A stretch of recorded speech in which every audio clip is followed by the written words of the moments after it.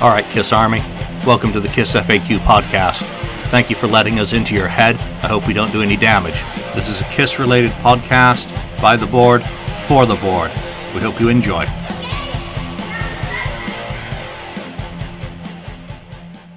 Welcome to episode 21 of the KISSFAQ podcast. Thank you for joining us today. I'm your host, Julian Gill, and today I'm joined by Ken, 69 Blizzard, right? Yes, thank you. Hallelujah. And Lonnie, welcome back. What's up? We have a new face today, Mark, and I'll let you tell everyone about yourself in a moment. But first, I'd like to thank everyone for listening to the last couple of shows. We hit you with a couple of long episodes last week, the interview of Mark Slaughter, and obviously the other episode, which I can't remember what the heck it was about. But I'm having one of those days. So you can all post. Books. Oh, it was the books. Yeah, okay, the books. And one of the things I didn't mention on the show, because it was about our favorites. One book that didn't get a mention was Dale Sherman's Black Diamond, and I do want to. I brought that up. Yeah, I do want to just throw that out there. That Dale was tremendously supportive of the Kiss Album Focus project when we were originally writing that for the Kiss Asylum website. He gave me a couple of interviews that he hadn't used for that with Bob and Kenny Kerner. So, you know, that was some great stuff, and he was a big supporter of me. His book was the motivation for me to do an album-by-album focus online to kind of go into the detail and minutia that he wouldn't be able to with a publisher. So, you know, here's a shout-out to Dale and his book. While it didn't get a specific mention, it's been very important to me as a fan, as was his second book, Black Diamond 2, which was, you know, more collector-oriented. Yes. So, you know, we don't want to leave you out of the conversation, Dale. You're still there. So let's jump into introductions for Mark. You know, new face on the show, so thank you very much for joining us. I've given you our kind of standard template of questions to introduce yourself to everyone with. So why don't you go ahead and, you know, just run through those questions and tell everyone about yourself as a fan. All right. Well, obviously my name is Mark. On the board, I'm referred to as Marcus Almighty, which is actually a reference to, obviously, the first part of my name. And my favorite movie, actually, for a long time was Bruce Almighty. So I kind of used that in kind of making my name there. I think some of the questions that were asked, well, besides the fact that I'm from Toronto, actually, just... You breathed. You're cutting out. Toronto. I live in Brampton.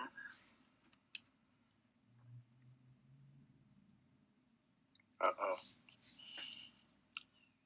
3, my older sister, she's about 7 years older than me. She was a huge, and still is a huge Kiss fan, and she had a bunch of the records at home. And when I was unfortunately sharing a bedroom with her, she used to always play Kiss stuff all the time, apart with other stuff. But thankfully, she played a lot of Kiss, and I guess that got me into it. And the first actual album that I got Kiss Alive from her for Christmas. I think it was the following year in '84. I got it from her, and I remember it was quite a eye-opening experience. When I got it, I went into my room and slapped on a pair of headphones, and for the next hour or so, I was just in another world, pretty much listening to it. At that point, I just went to my first concert the year before, which was Rush at Maple Leaf Gardens for the Grace Under Pressure tour. So kind of hearing a live show on headphones again, it kind of brought me back to that first concert I went to, although obviously Kiss has way more bombs and stuff like that than Rush did at that point. But, yeah. You know, but it was an interesting experience. As far as my favorite album by Kiss, my favorite record is actually Rock and Roll Over. I've always thought that that's kind of the record, you know, when everybody says, what record would you know, if aliens landed, what would you let them hear first? It would be that one. I mean, I think that's kind of the trademark Kiss sound, what I would always thought Kiss should sound like on record, and that's my favorite pick. I mean, a close second, actually, and I don't know how many people would be kind of surprised about this, but my close second is actually Asylum. I really dug that record when it came out, and that actually leads into the last question that I was asked, which was my favorite KISS member now, I might get a little bit of heat from this, but my favorite KISS member is actually Bruce Kulick. And the reason why I picked Bruce Kulick is because through all the years here, well, actually the last year or so that I've been listening to podcasts, everybody's been going on about, did Vinny save KISS? Did Vinny save KISS? And actually, I totally don't like that question. I think, if anything, I think Bruce Kulick saved KISS. He came in at a very crucial time for KISS. Yeah, but At the time with this guy, right? Then they bring in Mark St. John, who didn't work out at all with them. I mean, if you were a band member at that time, like Paul or Gene, having all that stuff happen would probably make you want to pack it in after a while with all this stuff going on. And here comes Bruce, and he turned out to be a great guitar player, more importantly, a team player, and I think he gave them stability through the rest of that time that he was with them, and all the way up till the the reunion. He was with them, and I never heard a peep about him, being a bad influence or anything in that group. So I think that if anybody, he saved KISS, and he's my favorite member. I've met him a few times at the NAMM show, and I'll always say that he's my favorite KISS member.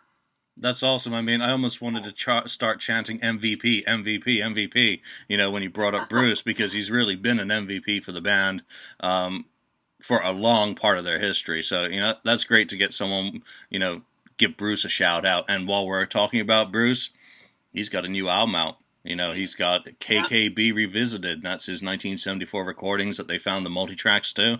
So go to Bruce Kulick's website, that's kulick.net, and check out that CD. It's also supposed to be up on iTunes very soon, so they've done some work on some of the songs. They have a new song, and they've mixed in some symphony or orchestration into one of them, so it should be a good mix of that really classic trio, cream type stuff that boggles my mind. So, Mark, thanks for the introduction. You're cutting out a little bit, so if you freeze up, we're just going to kind of continue as we go along. Yeah. And I don't think it'll make any point for us to wave at the screen you're cutting and you're cutting out. It's just how it is. So Okay. If we cut out on you, just go with the flow. Don't try and restart the Skype or anything. So Okay. let's go. All right. Thanks for the introduction, Mark. Today's topic is kind of based on 40th anniversaries. 2015 is obviously the 40th anniversary of 1975. So, with that kind of idea and topic, we want to just start on some of the big 40th anniversary things that KISS are really going to go through this year. And we're not going to do it by KISS numbers, who seem to celebrate their 40th anniversaries in their 43rd year, or whenever it's convenient to brand something KISS 40. Because aren't they on their KISS 40 tour right now? When they're 43 years old? Okay. So we're going to talk about Dress to Kill. And that was the third of the original, I guess, the originals released. It came out March 19th-ish, 1975. Same night, they're doing a club show in Northampton. So this was the final of the studio albums that becomes part of, I guess, the core part of the catalog, because it's the end of the first phase of the band. They're still leather, they're still dangerous, they haven't really done anything extraordinarily challenging musically. It's still meat and potatoes, basic. So let's start off with personal opinions of the album. I mean, first impressions when you heard it. Lonnie? Dress to Kill wasn't an album that I bought right away when I was a kid collecting the KISS catalog, because I had, I'd pick and choose which albums I would get, because I had double platinum, and I would go to the record store and be like, okay, well, I have double platinum, and I'd look at Dress to Kill and like, well, it has Rock and Roll All Night on it, I have that. It has She on there, I have that. It has Come On and Love Me on there, I have that. I have Rock Bottom, because that's on Alive, and I had Alive and I had double platinum, so it's just like, I don't, what about, Asylum and Crazy Nights that I was collecting, just other ones at the time, so it wasn't like with the solo album, just whatever, getting as much KISS as I could. I kind of waited to get Dressed to Kill for a while until I had some more of the other ones. And when I did, I was really, really happy with it. Just, to me, Kiss and Hotter Than Hell with the Kerner Wise production, we both know we all agree that the production on Hotter Than Hell isn't terrific. And the production on the first album isn't as good as it could have been either, because, those Kramer demos, I love so much more than this production of the songs that ended up on the first album. But I was really happy with the way that Dressed to Kill sounded with the production at Electric Lady and with Neil Bogart producing it. I think they kind of got Kiss on track on the way that they should sound on vinyl in the studio, as opposed to those first two albums. And song-wise, I think just looking at those songs as a group, but take out She and take out Love Her All I Can, because they're obviously from the Wicked Lester days. But, when they recorded the album, they didn't have a lot of material left, because they had just put out two albums, and they're recording their third album in basically a year. So, it was literally a case of, lock the band in a room and make them record some songs. And what they came up with, to me, are some of the best tracks that the band has put out in a collection of 10 songs anyway. Like Come On and Love Me, Rock Bottom, Anything for My Baby, and Rock and Roll All Night. Those songs are just classic rock tunes. And if you were, like you guys were saying earlier, if you want to make someone listen to Kiss for the first time, of what Kiss sounds like, Rock and Roll Over is a great example. But I think Dressed to Kill is also a great example of just a rock record. Someone who likes rock, like 70s classic rock, and really maybe doesn't have a lot of respect for Kiss. Dressed to Kill is one of those albums you listen to. You know what? Kiss is not just a band with makeup and bombs. Listen to this. This is what, to me, 70s classic era Kiss is all about, with just, because you have the rock anthem, you have the sexual driven songs as well that Kiss has had forever in their catalog. It's just a really terrific template of what the band stands for and what the band sounds like and should sound like in the studio. I don't think anybody's going to disagree that it's not a good album. It's just Kiss at their finest. All right, Mark, what were your first impressions of the album? How do you find it sonically? I agree a lot with what is it Lonnie? Sorry, I'm yes, terrible I'm sorry. with names. I agree with a lot with Lonnie said. One thing I want to say from my end of it, I still actually, believe it or not, don't own a CD copy of Dressed to Kill. I've always had it first on cassette for the longest time, and then I've actually had it on album. That's the way I've been listening to it for the longest time. I've actually just bought the reissued one now, which I really love. Hey, there you go. And but I gotta say, I agree about the whole production thing. One thing that's interesting of note is everybody keeps bringing up Neil Bogart being the one, to help bring Kiss into that, slightly better sound. But I actually give props to Dave Whitman, the engineer, who engineered that record, because he, I think, had a lot to do with the bettering of the sound. Number one, they went back to New York to do the record. They were in a studio that they were comfortable and familiar with, which is important being a musician as well. I know that that's kind of an important thing, to be in an environment that you're comfortable with. And he was a great engineer, and they used him quite a lot later on. He engineered Lick It Up, he engineered Asylum, he engineered a bunch of their albums later on as well. And I think that it shows, like, whenever he was engineering their stuff, that he did quite a great job. They were pressured to go back in to do it really quickly, which is a credit to them that the record turned out as good as it did because of that, because it's, difficult under those circumstances, I'm sure, to come up with good songs. And but I think they also tried a bunch of other stuff too as well on this record. This is the first album, from what I understand, that they started mixing an acoustic guitar underneath the electrics for some of their songs, like Come On and Love Me. It's placed underneath quietly, subtly, as a layering thing. And those little things help in broadening your sound. And I think that just these little things and his skill. I mean, I'm sure Bogart had something to do with it as well. I mean, I'm sure if he didn't like something, he brought it up, right? But I really like the record. It's probably in my top 10, not top 5, but in my top 10. And I don't have anything negative to say about it. I mean, I like all the songs. I think that my least favorite is Anything for My Baby is the only song I kind of could do without on the record. But other than that, I think that record's great. And like I said, I just think that it was a big step production-wise, obviously, a lot better than Hotter Than Hell, better than the first album. But I think that the production really helped with that. And, what else can you say? It's a great record. The best of the first 3, I think.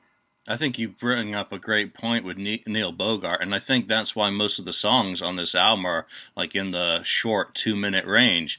He was pop. He wanted short, concise, bubblegum pop, and, Anything from My Baby screams Paul Stanley bringing a song to Neil, saying, "What do you think about this?" And he said, "Oh, yeah, do that." It's just fluff. It's catchy. It's everything that you'd want out of, like, the kind of the generic radio disposable hits, that he was and that's Bogart was famous for. Dave Whitman is another great point. Obviously, he was there for the 1973 demo, so they had a rapport with him going way back. I mean, I believe Whitman engineered in the studio for Eddie Kramer when they did the March 73 recordings. I'd have to fact check myself, but off the top of my head, so. Yeah, off the top of my head, that's what I believe. But then you get Bogart, who it's probably another similar situation. I've always felt that Neil had more to do with it in terms of guidance than actual twisting knobs. I see that being the engineer's role more to capture the sound, and Neil's just there going, yeah, that sounds good, that song, and being more of an advisor. I think this is more of a self-produced album, really, and that Neil would be credited these days more as associate producer, or executive producer, whatever. So it's like details like that. Ken, did you get this on day of release?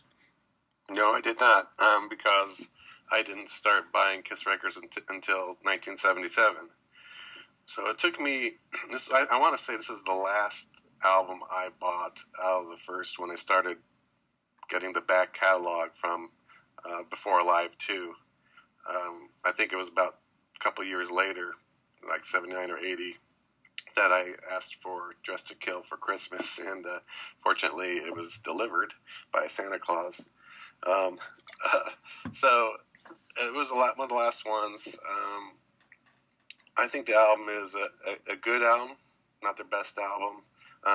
The sound is clean. I like the clean crispness to it. Because I think if they would have not fired Kenny Kerner and Richie Wise, we may have gotten a more muddled effort. I don't know what they would have done after Hotter Than Hell. I mean, that one was kind of sonically, it was just muddy to me. But I mean, now it's kind of like, it's an album that you say, okay, well, you know what? It's classic, and that sound fits that album because we're so used to it, I think, after so many years of listening to it that way. But this album, Just to Kill, is a good album, has a lot of classic songs. Pushing them into do the record so quickly, I think we have unrealized, a couple of songs on there I would call still demo form. At least the Gene songs, I think, are not fully realized. I think they could have been even better. I mean, they're catchy, decent songs, but I think something was missing there. I'm glad they fully realized the Wicked Lester songs and brought those back. They could have just left it, and we would have never had them. Right? It could have been just Wicked Lester only. We never would have thought that they would have turned into these great songs that they are now. So it's a great album. Rock and Roll Night, I know you talked about Neil Bogart. He's a pop guy. He told him to write an anthem, and they came up with the Rock and Roll All Night. So, and they've been trying to write anthems or trying to match that ever since then throughout the career. But I'm glad they did it. I wish they would have had a guitar solo on Rock and Roll All Night on the Just to Kill version like they did on Alive. I think that could have propelled it a little bit, higher on the charts. I think they only hit around 68, I think it was, on the Billboard charts. But it's a great album. I wouldn't call it one of my favorite ones because it's close to the Kiss sound, but like Mark was talking earlier, Rock and Roll Over, that's the Kiss sound to me, the true Kiss sound. Like it's it's a live sound. So and that's when they sound best. So it's a great album. So, I mean, you talk about there being, some songs that feel like they're unrealized demos. And I think the story for Dress to Kill really starts in January. Obviously, a lot of people are going to know last year 4 demos did leak from Larrabee Studios. They include Burning Up with Fever, which obviously was not used on the album, Anything for My Baby, Rock and Roll All Night, and another song that dated back to the first album, I believe, Mistake. So I'm just going to play a little bit of Mistake. This is an unrealized demo from Dress to Kill, Mistake.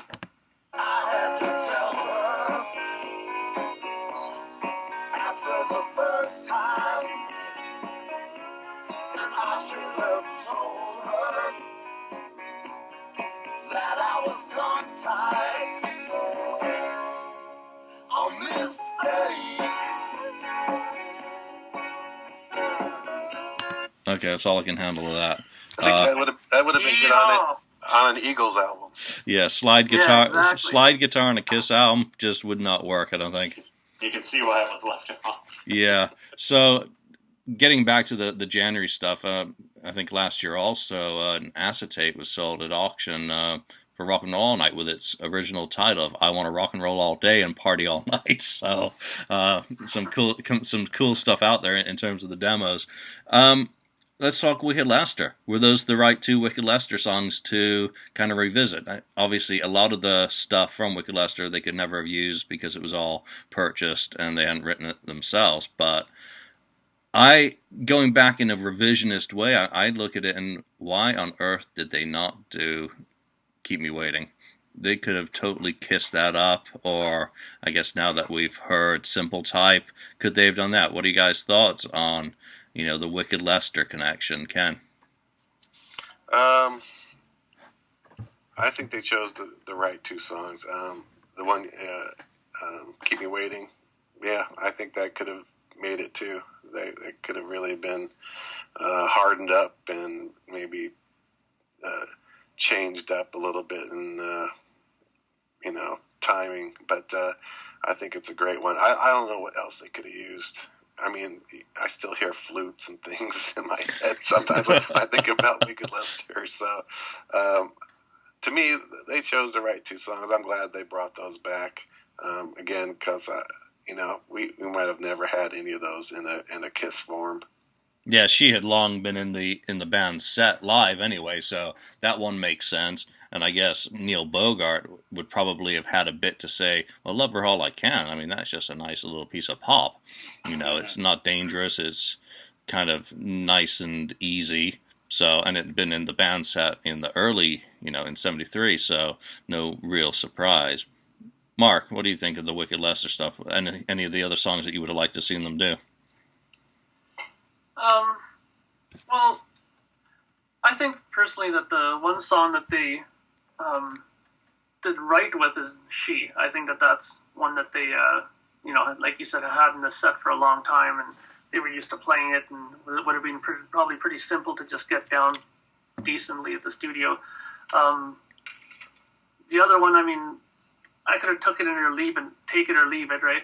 I'd like Simple Type. I think that's a pretty interesting song that could have been done, but I mean, on the whole, I think that they were right doing the 2 that they did. I mean, like I said, with Bogart there, I think that he would have been strong in that area, like picking out something from their past, listening to it, and probably thinking what they could have, polished up a bit and made it more of a Kiss song. And I think the two they picked were good. I don't think that I would have taken anything else off of Wicked Lester. I'm like Ken.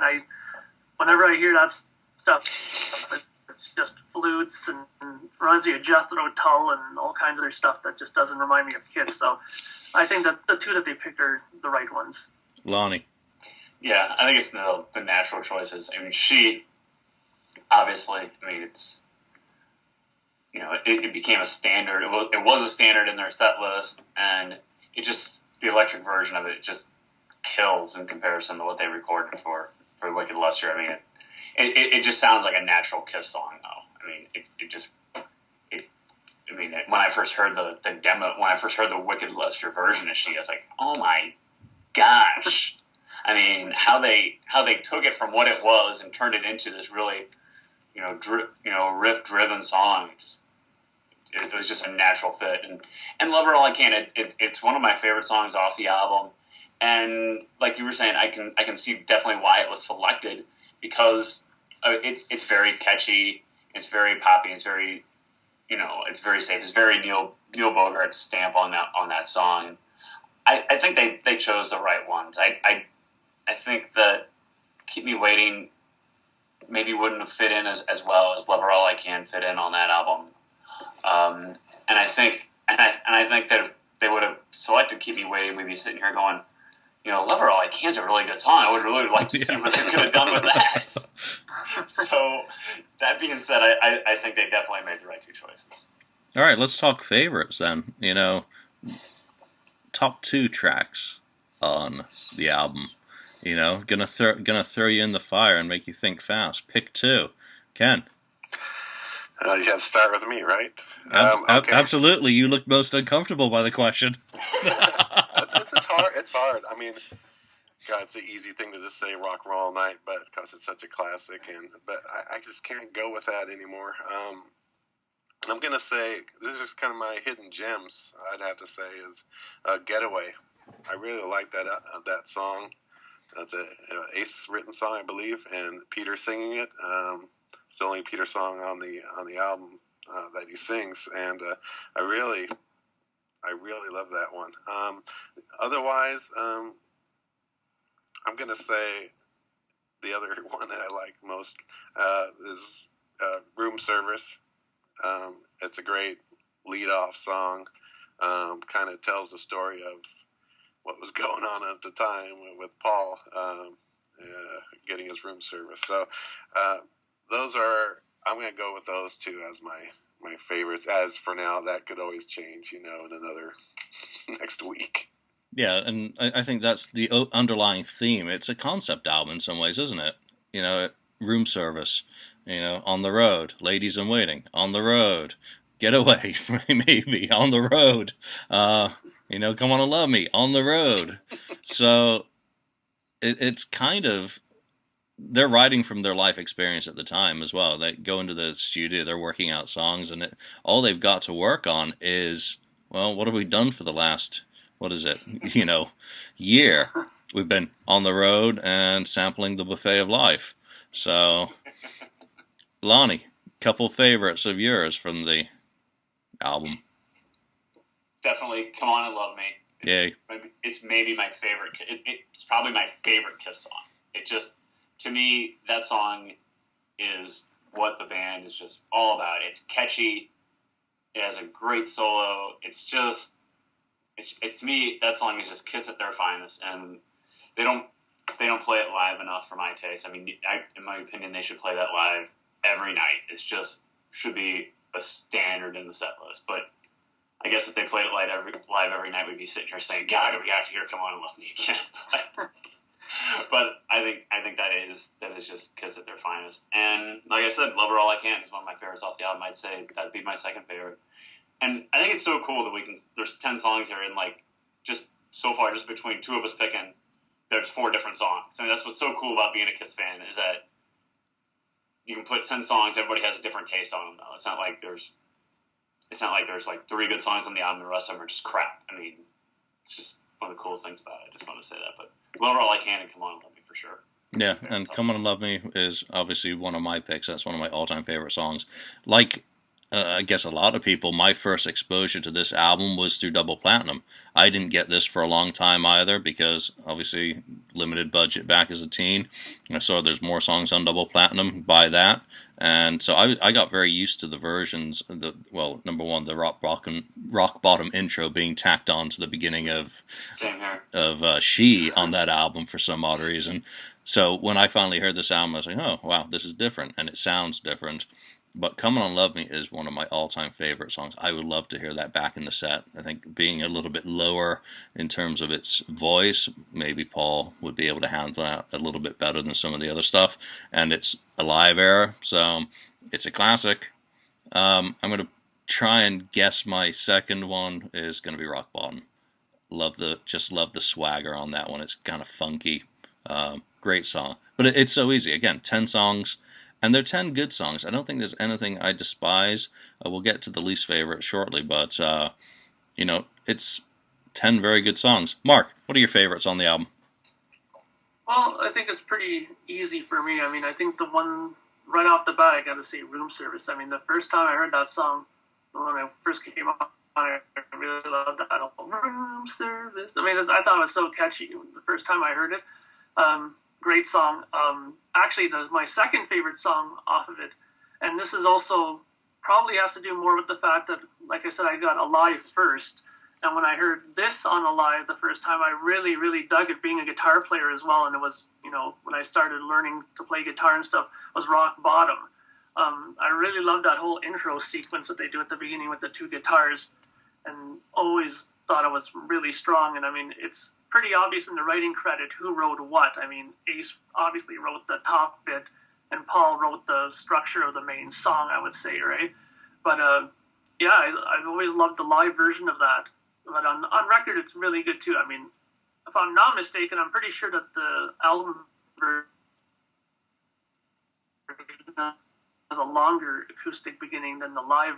Yeah, I think it sounds really good. And once again, that record was where they started pulling out the acoustic guitars a little bit more as well, so it kind of fit for that song, obviously, and I just think it's really strong. I mean, like you guys were saying before, I mean, these favorites can change with all of us, I'm sure, on a daily basis. Like tomorrow, something else could be a favorite, right? But those two have always kind of stuck in my mind as being the ones that I always... I mean, heck, ask me in 5 minutes what my favorites are, and they probably will have changed. Yeah, exactly. But I mean, and I mean, it's also like she's also one that kind of comes and goes on a daily basis with me as well. I mean, especially the live version of that. I've always, loved the whole live version of that with the whole guitar solo bit tacked in on it as well, right? I mean, that's the guitar player in me talking, right? When I hear stuff like that, right? But I mean, as of right now, I'd say Room Service and Rock Bottom. They're definitely my two favorites from that record for sure. I think one of the coolest things on the album, and I guess more so in live performance, classic era, Ace.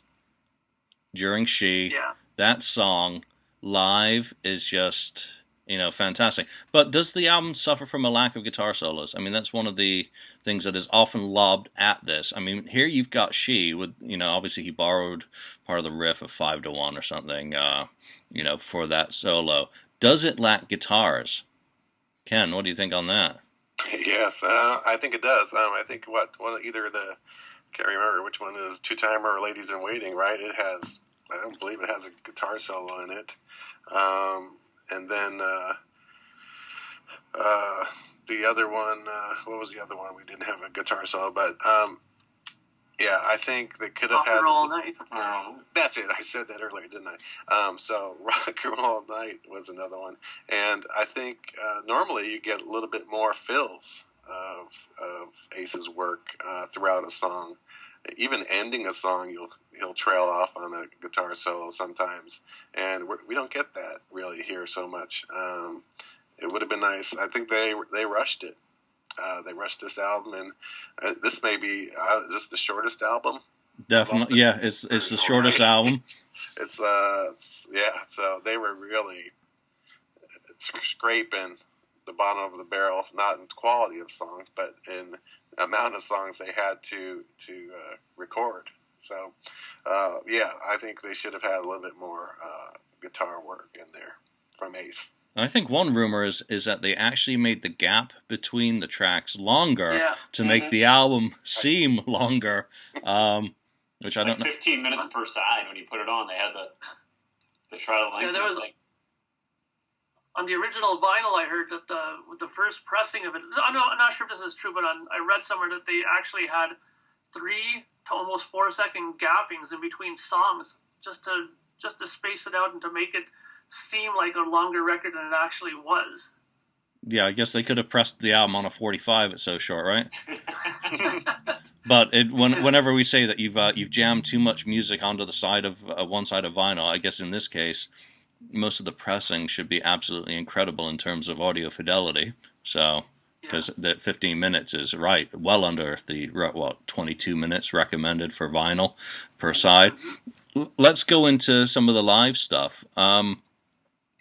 They go on tour in March of '75, and in the set list is "Come On and Love Me" and "She," and that's it. No Rock and Roll All Night, no nothing else. Are those the right 2 songs to present this album live, Lonnie? "Come On and Love Me" and "She" work great live. I think those are great choices to work with to start on. Why Rock and Roll All Night wasn't included in the set list initially is really crazy to me. I mean, as much as we're all tired of hearing that song, and as much as they talk about how, we went in the studio to write an anthem, but then they go out on tour and they don't play it right away. It's really kind of strange that, and you wouldn't even know that unless you wouldn't even think that of course Rock and Roll Night was on the set list immediately when they went on tour to support the album. But Come On and Love Me and She work great live. We were talking about that a little bit ago. Those are perfect choices. But not having Rock Bottom in there, which obviously they did later, and I think that's kind of strange too, because I think Rock Bottom works really well live. Going with the transition from the first part to the second part. So it's kind of strange they put, maybe they didn't have a lot of confidence in the material at first because they wrote it so quickly, and they were afraid to test the waters with it right away because it was written, they were running out of tunes, and maybe they thought these songs didn't stand up to what they had on Kiss and Hotter Than Hell. But I'm glad that, obviously I'm glad they expanded it to what they did, but it's kind of strange that they only used the 2 initially. Mark, what do you think on that? I have to agree with Lonnie. I think it had more to do with familiarity and comfort when they first started.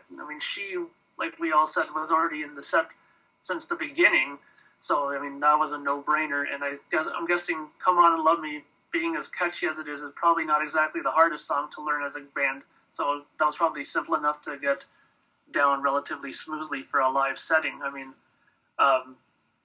Why Rock and Roll All Night wasn't in there, I guess only they'll know that. But the funny thing is, as they went on later on in time, I'm guessing more in the Alive era of the touring was when they started bringing in a lot of the other songs. Being a video collector back when video collecting was the big thing, the bootleg shows, I got both the Cobo Hall shows and was surprised to see Ladies in Waiting in there the one night that they played it. And even that sounded really cool live.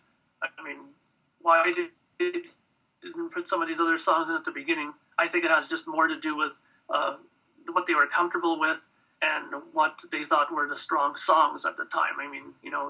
Who knows how long the record was out? Well, when they started back on the road again, did they get enough feedback from the fans to even hear what people liked?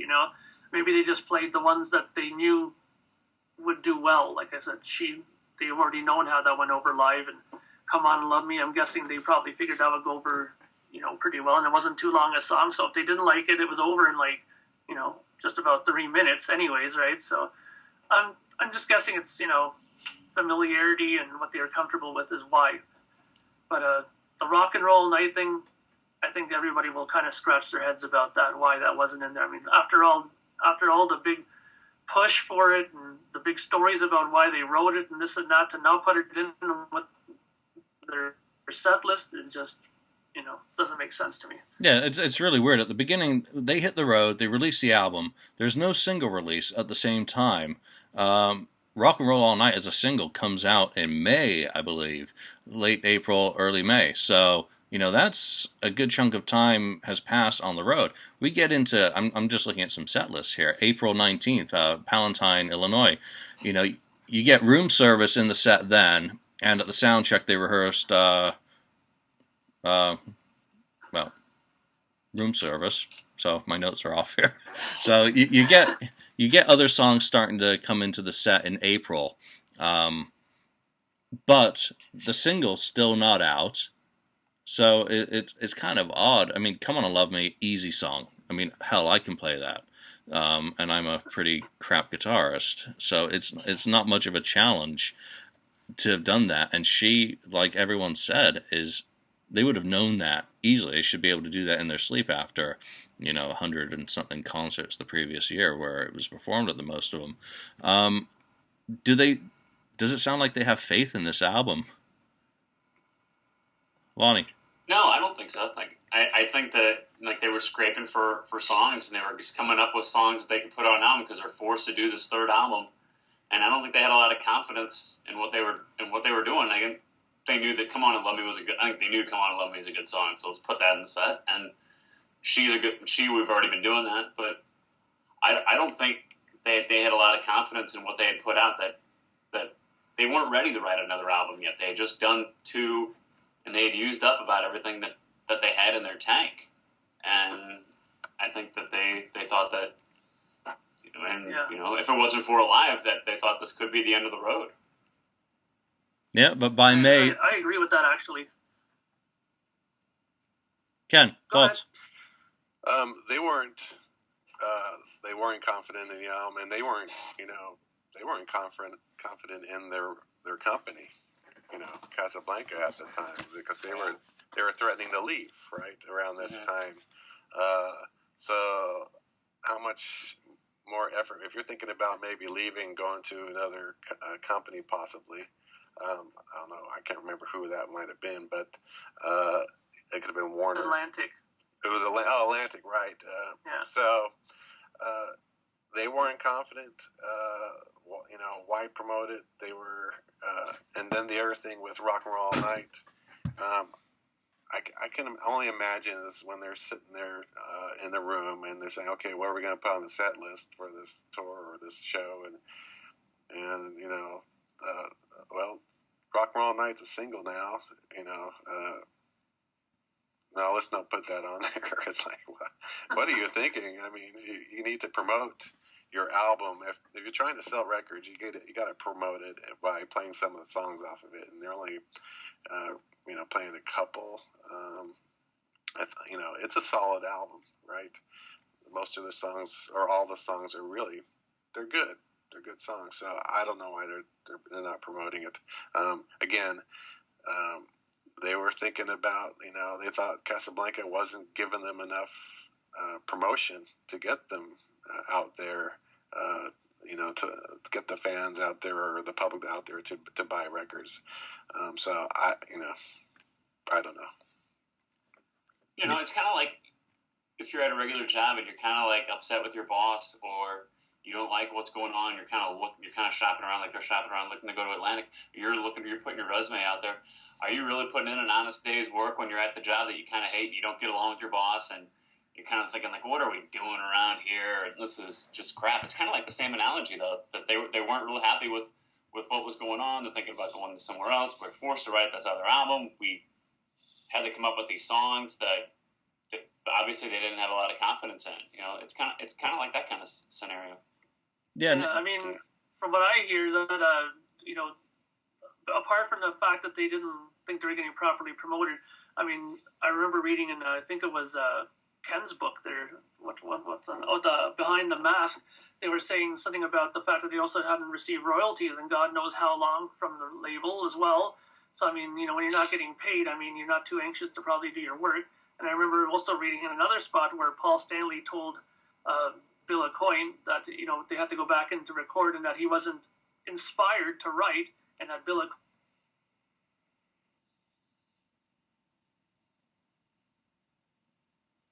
pretty plain to see that they probably weren't ready yet to go back and record at that point. But I mean, considering all those things that happened,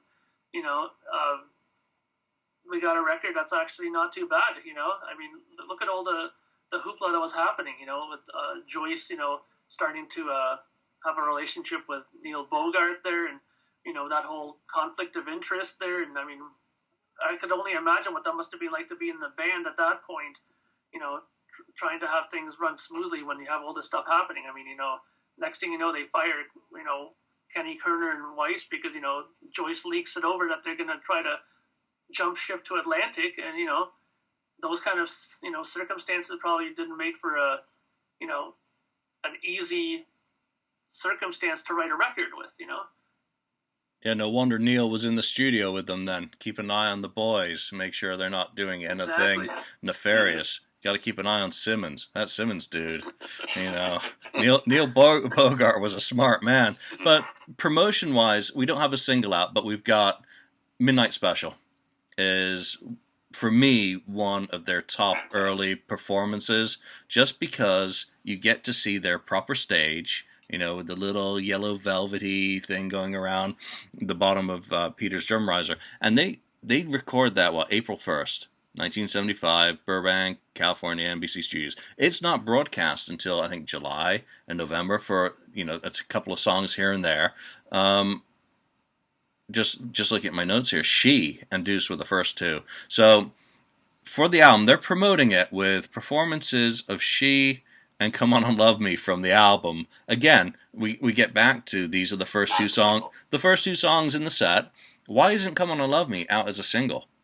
Backed with She. I mean, there's no single release. It just boggles the mind. But let's talk about Midnight Special. Where does that fall in terms of, what you think of Kiss's early TV performances? Because to me, this thing is absolutely incredible. It is my favorite, without a doubt. I like it even better than Dick Clark. So, Lonnie? One of the best. Absolutely. I mean, it's them. They're hungry, and they just sound fantastic on there. I mean, like you said, you get to see the stage. It's not them on the other television appearances that they had prior to that. It looks like Kiss, and they sound incredible. It's one of my favorites as well, as far as TV appearances go, if not my favorite TV appearances. Because I can't say enough good things about it. I'm just not going to sit here and just ramble on about how great it is, because we all know it's great, but it is. And to me, it doesn't get any better than that. And it's kind of, and it's one of those appearances too that if, you're talking to a friend or a buddy who doesn't know much about the band, it's one of those things that you could show them, a few songs without having to show them, sit down and watch Cobo Hall from January 76. Here, watch these few songs right here. And just watch this, and this is why I love the band so much. Yeah, and of course, Come On and Love Me wasn't even broadcast, so go figure. It's included on, Come On and Love Me is not included on anything, but Kissology has Black Diamond and Black and White. You go and find Burt Sugarman's legendary performances DVD, you get it in color. So there you go. Ken, what do you think of Midnight Special? It's fantastic. It's Kiss in their true environment. They've gotten all the what you want to call this, the webs out from maybe touring in the first year or so. They're just a solid unit. They got everything down. Everything's tight. It's just classic Kiss. I mean, it reminds me of a little bit of the one at Winterland. That kind of performance. It's just classic Kiss, and it just shows that they're going to run over. They're just going to steamroll right over you. You may not know who they are, but it's like I can imagine those people who were there probably seeing them for the first time. It's like, holy crap, what the heck is this? Their jaws probably dropped. And I think this is the one where I think it was at the end of Black Diamond. They do the Peter Criss destroys his drums, right? Set and kicks it out and the whole bit, and then you can see right at the end that people are scrambling, grabbing, trying to grab freebies of the instruments that are laying there. But you can see at the beginning some of the performances they were kind of toned down. They didn't. The audience didn't know how to react. It looked like, but then once it got into it, you could see they were really getting into it and enjoying it and pumping their fists and the whole thing. So it's one of the most classic performances of that time on TV. Yeah, I mean, by that time, people knew who KISS were. They've gone from being nobodies who probably scratching their heads with Dick Clark or Mike Douglas, the previous year, to now they're playing 1,500, 4,000 seat theaters on their own. I mean, they're the headliners in most cases. Touring with Rush, opening still. Some other bands here, I think Status Quo, James Gang, a couple that pop into mind. Marcus, what was your thoughts on the video? That's really all we have promotionally. Well, I mean, I've always viewed it as essential viewing for anybody who's into KISS. I mean, whenever I watch the Kissology, that's one of the things I never skip over is the midnight special. I mean, I've always thought that KISS were smart in one thing, that they always capitalized on their television appearances. They always seemed to give it an extra 100% when they were on it. I mean, the Dick Clark thing, I think they did well on. Even the was that a TV show again? The name Mike Douglas. Mike Douglas. I mean, even that. I mean, as kooky and weird as it was, I mean, because it was so strange, I mean, I'm sure it had people talking, and that's the kind of thing you want to have television for, is to get people talking, right? So even that kind of worked out as something good for them. But I think Midnight Special is one of the best appearance of them live on a stage, and I mean, on a television stage, I mean, it's a different environment than a regular concert thing. I mean, I've always heard that, you have to maybe turn down the volume a bit because it's television and this and that. There's different circumstances while filming. But, I mean, they put on a great performance on that. I mean, I've always thought that the whole thing at the end with Black Diamond, with the, they had the pyro and the flash pots and they kicked over the drum set. I mean, they let people know that they meant business. And by the end of that, I mean, they probably easily doubled their audience just from television from that. I mean, that's what TV's for. And, I mean, Bill Aucoin came from television, so he knew how important television was and what it could do for the band. So props to him for getting them on these kinds of things, because I'm guaranteed that that's what helped them get to where they were. And putting on a great performance like that also had to happen, and they delivered. So, I mean, you talked about Bill Aucoin and TV background. They finally, and I guess they innovate in a certain way. Cobo Hall, they record 2 performance videos to use as, advertisements as such, kind of early promotional videos, so Rock and Roll All Night and Come On Love Me, which I just find absolutely stunning to this day. I mean, it's the Alive stage from the cover, it's everything wrapped up in there. How do you take those videos? I mean, is that the ultimate of this era of KISS? Because once you hit those performances, that's the cutoff date. That's Alive now.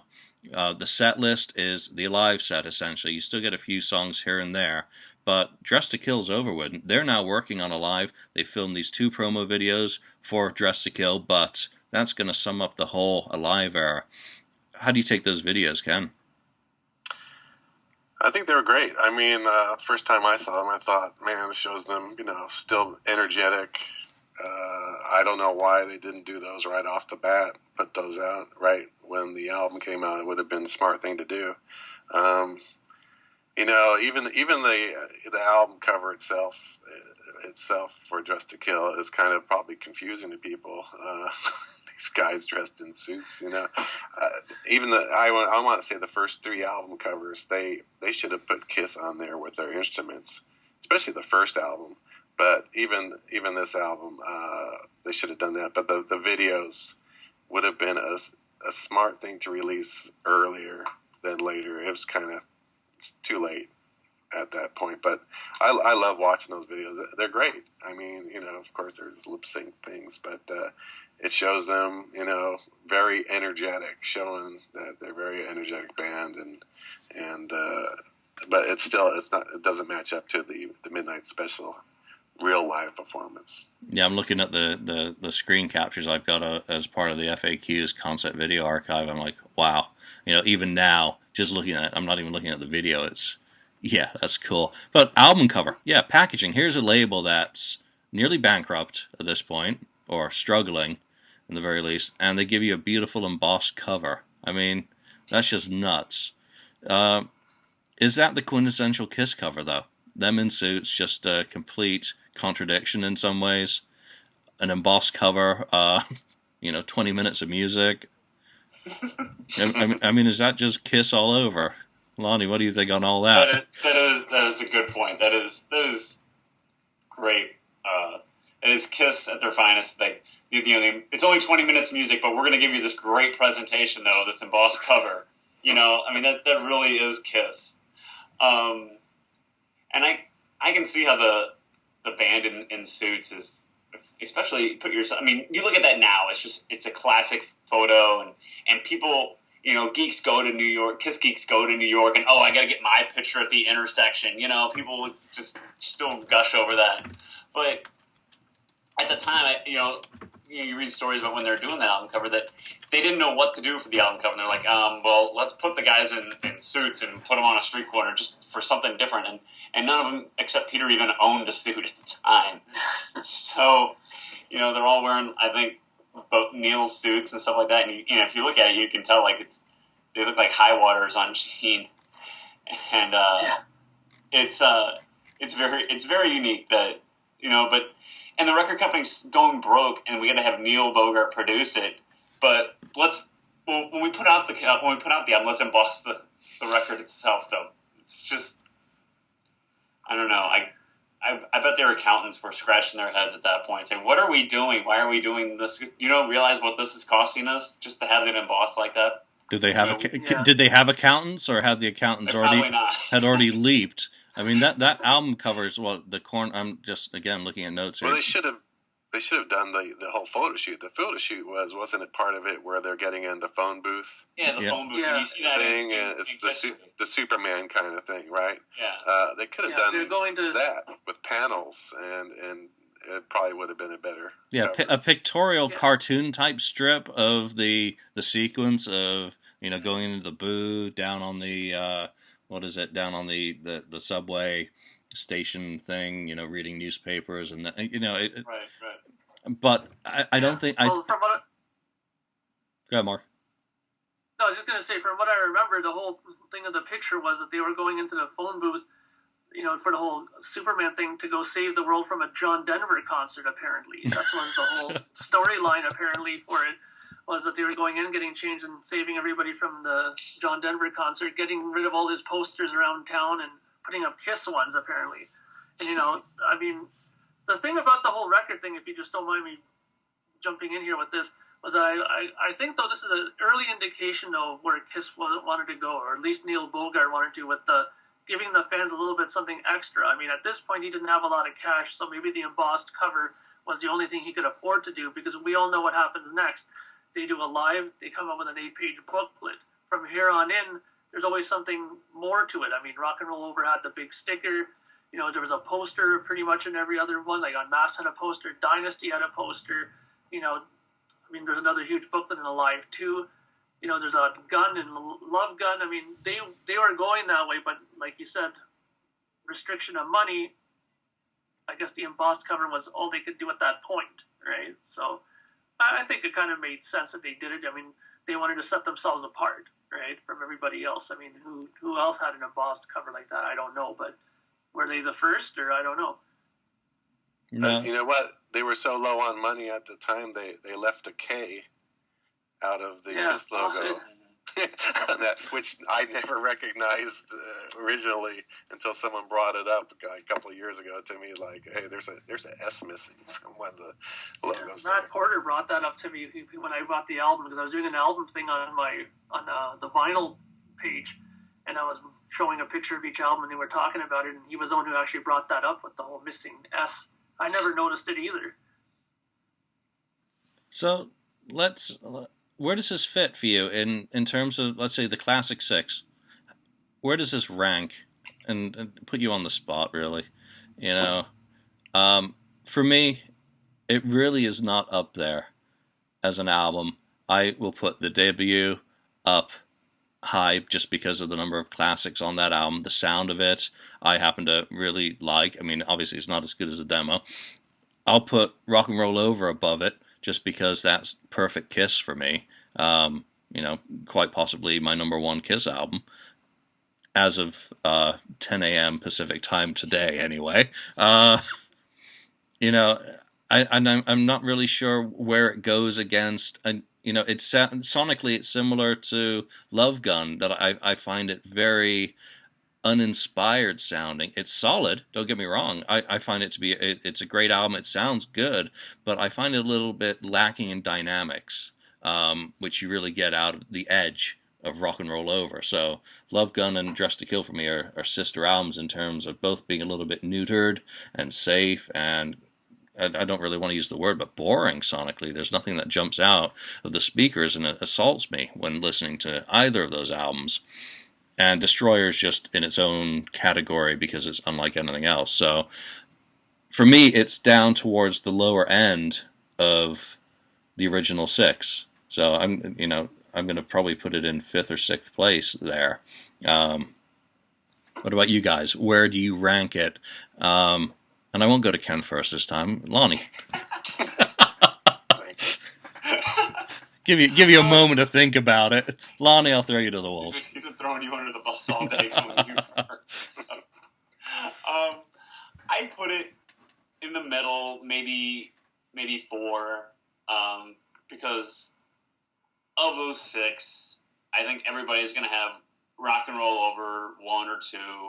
And for me, I really put Destroyer up there, just because of what it means to me in my personal timeline. And don't get me wrong, I really like the album. I was singing its praises when we started the show.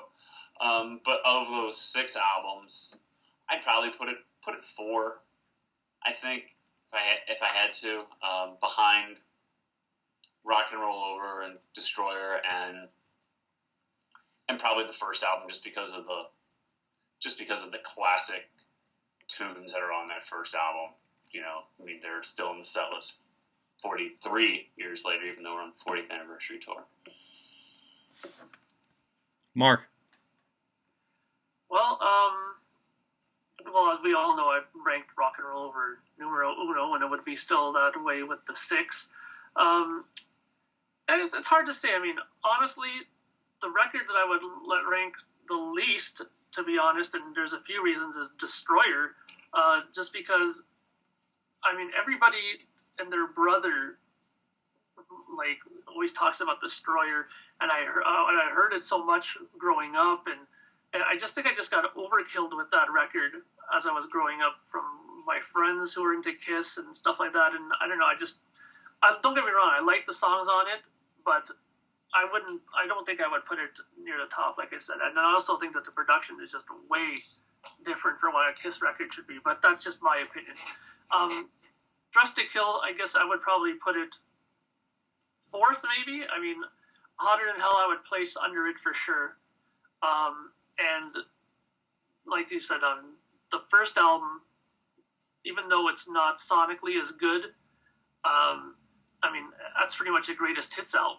I mean, every song on that first album, I mean, with the exception of probably Love Theme from Kiss, they probably play that and include it on their set list. Like, lots of the songs are still included.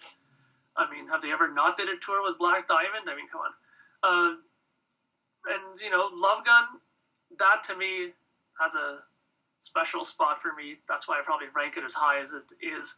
And, I mean, when you're talking about the production of it, I've always thought that that's kind of an odd album because I've always figured that Eddie Kramer had more to do with Ace and Peter's tunes than he did with the rest of them. I kind of get the feeling that Paul and Gene at that point were kind of like, wanted to control their own stuff more because I kind of noticed a sonic difference between their songs and, like, for example, Shock Me always seems to be comes out more heavier than the rest of the songs on that record. I always kind of got that vibe that Eddie Kramer had more to do with those songs. But in any case, we're talking about Dress to Kill. I would say Dress to Kill would be like fourth for me in the list. All right, Ken, you've had time to think this time. Right. So, Dress to Kill, I agree with you, Julian, about the sound of it as compared to Love Gun. That kind of same tone to a degree. The thing with Dress to Kill, again, is it's not fully realized. I think, again, they were rushed. They were lacking songs. So for that matter, and for the lacking solos too in that, I think I put that as number 6 of my 6, actually, where I have Rock and Roll Over as number 1, and then probably Kiss after that, and Hotter Than Hell. So I would put Destroyer. I know I put Destroyer above Love Gun, around even with Love Gun for me, but yeah, that Dress to Kill is number 6 because it's kind of incomplete, and the songs are so short, the solos.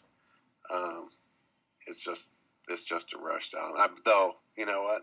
Even though we talk about the classic 6, the original 6, those are all great albums in their own right. This is just a matter of this one just falls for me at the bottom of those 6. Yeah, and that's the funny thing about it when we talk about the best of the first 6. I mean, come on, the first 6. There's not a bad hum. That is Kiss. That is quintessential. That is the core of the catalog, and everything that comes after is something of a whatever. These are the original 6 when they were four united guys, really, or at least we think they were. So one thing we haven't talked about today much is the bootlegs and lives, because what's the point when you're talking about Dress to Kill? If you want a great recording from the tour, go out and buy a live. So, obviously there's the 2 eras of the tour. First, before kind of May 16th, which is a couple of songs on the album in the set. Then they start messing around with everything and it becomes a live. So it becomes a little bit pointless to discuss that. Let's wrap up Dress to Kill. Any least favorite songs and final thoughts on it? I mean, stuff... Deluxe edition, would that make any sense? I don't think we know of enough stuff that's actually out there. Obviously, the demos that we mentioned earlier do exist. It would be great to have in perfect quality added onto the album. But final thoughts on the album, Lonnie? I don't think a deluxe edition for Dress to Kill would work. I think there's plenty of. I don't think there's a lot of material out there because I think this is what they came up with because they didn't have a whole lot to work with. I think there's plenty of other albums that I would love to see a deluxe treatment of, a proper deluxe treatment of anyway, more than Dress to Kill. But it is a great album. If I had to pick a least favorite song on there, I don't know. I guess I'd say "Ladies in Waiting," and not that it's a bad song because it's like picking a least favorite of the first 6 Kiss albums. I mean, it's hard to say. I'm not saying it's bad, but if I had one that it's forgettable for me, it'd be "Ladies in Waiting." But Dress to Kill is to me it's Kiss right before they made it. They're on the cusp of becoming the juggernaut that they became with Alive, and although maybe the wheels were maybe falling off a little bit at the time because they're shopping around with record company and maybe not had a lot of faith in the record company at the time, but it was the last piece of the puzzle before they put Alive together and became what we know them as today. So I like the album. Even though I would rank it fourth, like you said, it's like picking a. It's hard to say. It's not that I dislike it. It's just those classic albums. You can't say even if you ranked it like sixth, like Ken did. It's not you dislike the album, but it's hard because those albums are just so essential to what Kiss is. So it's a great album. I like it, and deluxe treatment I don't think would work though. Yeah, I guess it's sometimes like asking someone who their favorite child is. Maybe you just can't do it. Mark, final thoughts on Dress to Kill. Well, I'd say my least favorite song is, like I said before, Anything for My Baby just doesn't do anything really for me. But I mean, like you guys said, I mean, it's the whole catalog or the whole discography from the first six are just classic stuff. I mean, how can you really not like something from those records? But that's just like my least favorite song off of that. As far as the deluxe thing goes, I mean, I agree in the sense that there doesn't seem to be really much that they can do. But there's one thing I think they could do that I think would be really cool, is they could make a deluxe if they did something with, I don't know if you guys follow Yes at all, but they just released now something called Progeny, where they released 7 live shows from a tour, and it was multi-track stuff. It was not fixed up, because I have it, I listened to it. There's errors galore on it, that feedback and things dropped out. And as we all know, they recorded on this tour for a live. I mean, what would be really cool, I'm guessing they would never do this though, is to just maybe make a little box set from that era, include a remixed or remastered version of Dress to Kill, and include those shows that Alive were from, but put them in their original form. Who cares if they screwed up or if there's a feedback or the singing is a little out of tune here and there. I think the Kiss fans would die to hear those original source tapes in their entirety untouched. Right now I know Yes fans are just dying over this box set because it's the real deal. It's real shows top to bottom, and Kiss I'm sure have done that throughout their career where they've taped and filmed themselves and stuff like that. Why not make something like that where you can make a box set around that period? They could do it for a lot of the later period, I'm sure, for what they did later on. I mean, why can't they do something like that for this? But I mean, we know how Gene and Paul are when it comes to stuff like this. Unless they get paid big bucks, you're never going to see it, right? So, but I think that they could do something around it. But, will they ever do it? Who knows? I doubt it. But, I think they could do something with it. So there's plenty of time if anyone is listening out there before the 40th anniversary of Kiss Alive, that maybe a live box, with all those recordings. There's 5 recordings, I believe. Detroit, Cleveland, Davenport, and Wildwood. New Jersey. Yep. Well, since we're on the 40th anniversary of the band, though, the 40th anniversary, they might not celebrate the 40th anniversary of Alive till 2018 or something, They can do whatever they want. Ken, your final thoughts and least favorite track, I guess. Well, my least favorite, I agree with Lonnie, Ladies in Waiting would be my least favorite, but again, I still enjoy it. It's just the least favorite. And whether this could get a deluxe treatment, I think it would probably be the last one of the last ones, other than maybe some non-makeup album, to get a deluxe treatment. I agree with Mark that they should probably include something live with it, even DVD or just audio live as a part of a box set. And if they can dig up other demo versions of these songs or any other demos they might have had laying out. Well, maybe not the one that Julian played earlier, but I'm sorry, I didn't mean to ruin your morning. yeah, I wouldn't. I don't think I'd put that one on there, but there might be something else out there that they could put on it. But it's still a great album from the classic 6 and from the beginnings, and it's I recommend it to anybody who doesn't have it, who is a Kiss fan, even a little bit. They should pick it up. Yep. So I'm going to put my least favorite song, and it's Getaway. I just find that too happy crappy. It doesn't go anywhere. It doesn't have any point. It doesn't have anything. It's just meaningless to me, that song. I mean, even as much as I don't like, some of the kind of the outlook in Ladies in Waiting and Two Timer, they've at least got a story. Getaway just is repetitive drivel to me. But it's still fun. It's fun, dumb rock and roll, okay? So it's just the least favorite. And I think Dress to Kill, to wrap it up, their first top 40 album. So they'd obviously made strides. Everything comes together later in the year with Alive. So it's hard to separate Dress to Kill from Alive because it's the tour, it's the album, it's the last of the 3 studio efforts from which everything else is built on. So it's kind of the end of Freak history because Kiss takes off with Alive. It's a decent album.